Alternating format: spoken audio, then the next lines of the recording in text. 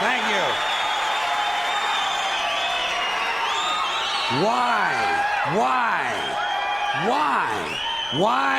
Why is it that most of the people who are against abortion are people you wouldn't want to fuck in the first place, huh?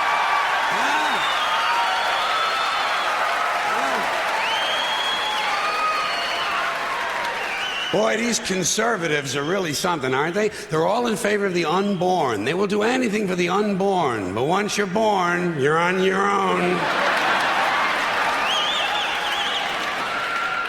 Pro-life conservatives are obsessed with the fetus from conception to 9 months. After that, they don't want to know about you. They don't want to hear from you. No, nothing. No neonatal care, no daycare, no Head Start, no school lunch, no food stamps, no welfare, no nothing. If you're pre-born, you're fine. If you're preschool, you're fucked. You're fucked.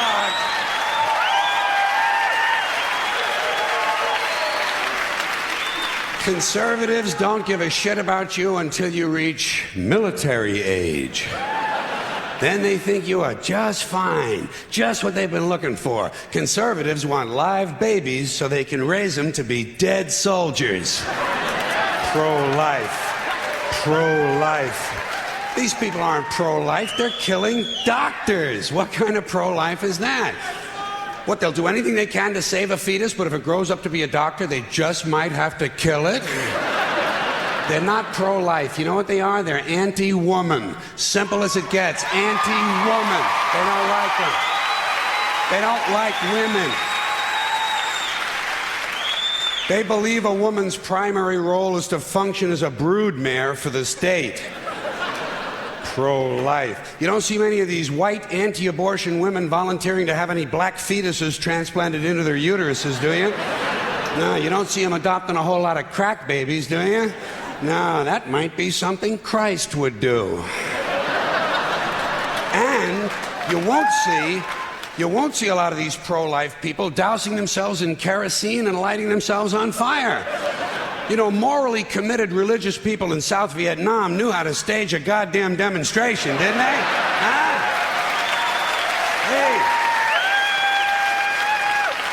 Hey. They knew how to put on a fucking protest. Light yourself on fire! Come on, you moral crusaders, let's see a little smoke to match that fire in your belly.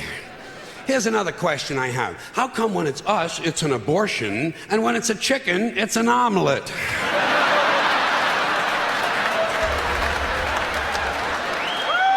Wait.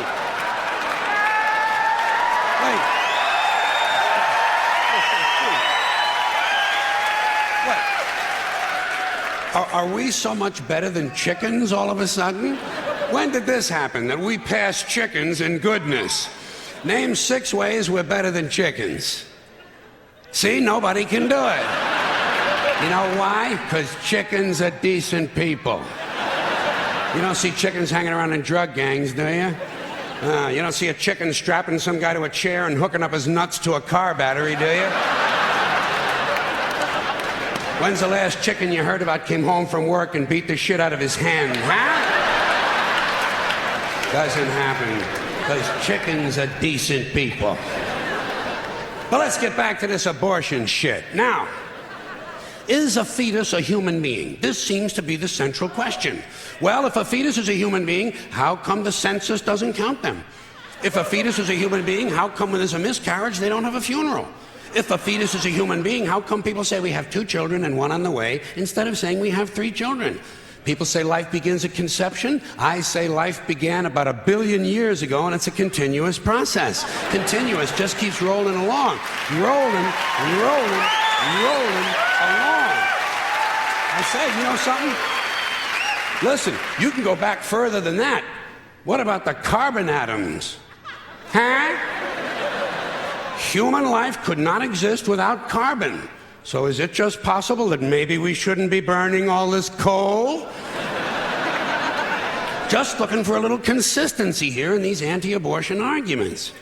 See, the really hardcore people will tell you life begins at fertilization. Fertilization when the sperm fertilizes the egg, which is usually a few moments after the man says, gee, honey, I was going to pull out, but the phone rang and it startled me.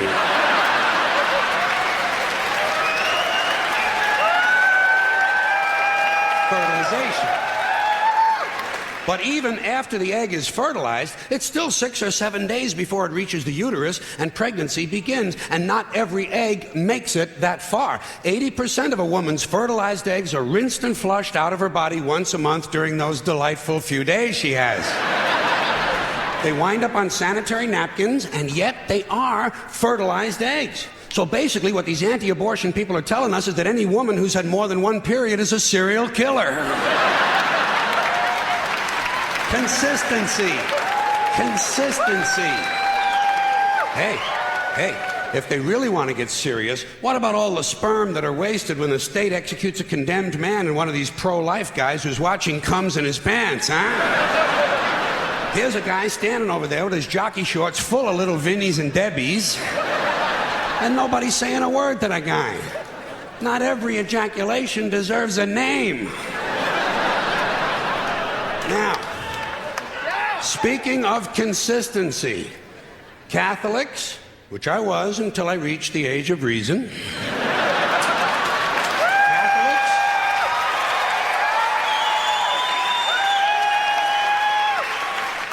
Catholics and other Christians are against abortions, and they're against homosexuals. Well, who has less abortions than homosexuals?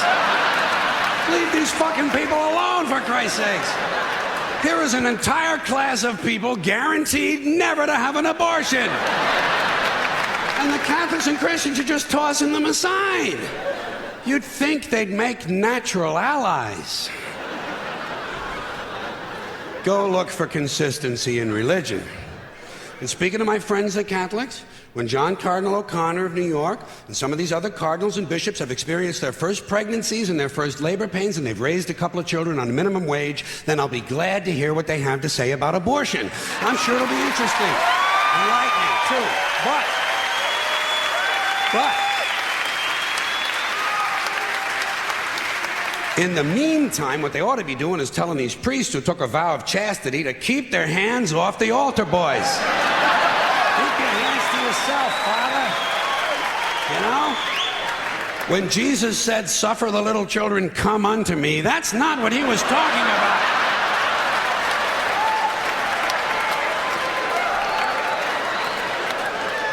So you know what I tell these anti-abortion people? I say, hey, if you think a fetus is more important than a woman, try getting a fetus to wash the shit stains out of your underwear. For no pay and no pension. I tell them, think of an abortion as term limits. That's all it is. Biological term limits. But you know, the longer you listen to this abortion debate, the more you hear this phrase, sanctity of life. You've heard that, sanctity of life. You believe in it? Personally, I think it's a bunch of shit. Well, I mean, life is sacred? Who said so? God? Hey, if you read history, you realize that God is one of the leading causes of death. Has been for thousands of years. Hindus, Muslims, Jews, Christians, all taking turns killing each other because God told them it was a good idea. The sword of God, the blood of the Lamb, vengeance is mine. Millions of dead motherfuckers. Millions of dead motherfuckers, all because they gave the wrong answer to the God question. You believe in God? No. Dead. You believe in God? Yes. You believe in my God? No. Dead. My God has a bigger dick than your God.